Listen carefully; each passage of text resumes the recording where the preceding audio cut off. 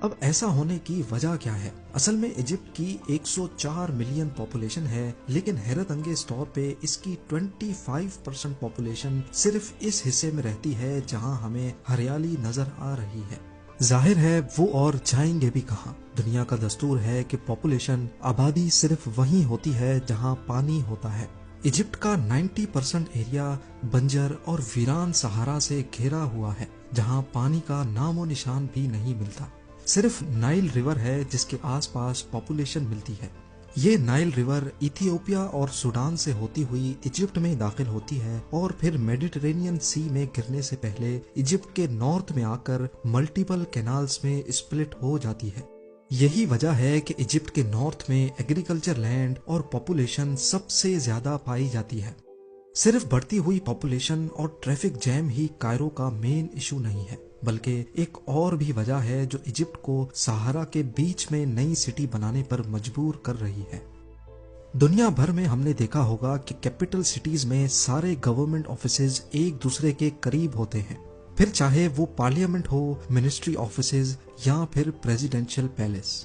Egypt کے current capital Cairo میں جتنے بھی اسٹیٹ آفیسز ہیں جہاں سے پوری کنٹری کو آپریٹ کیا جاتا ہے، وہ پورے شہر میں پھیلے ہوئے ہیں۔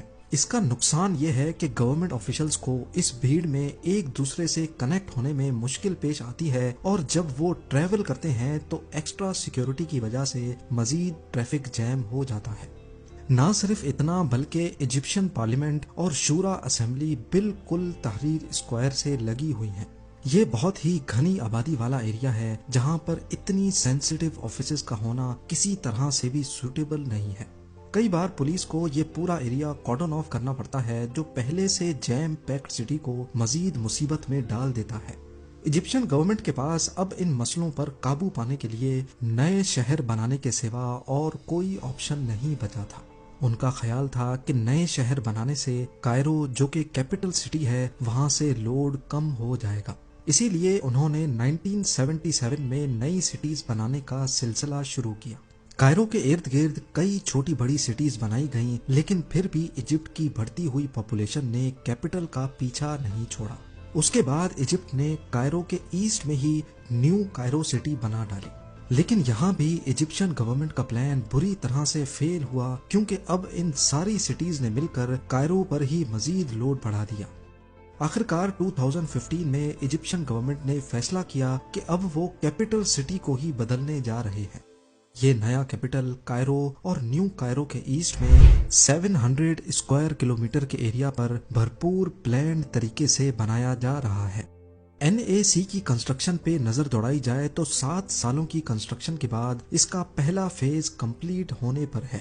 یہاں پر ایک پوری گورنمنٹ ڈسٹرکٹ بنائی گئی ہے جہاں پر صرف اسٹیٹ آفیسز موجود ہوں گے۔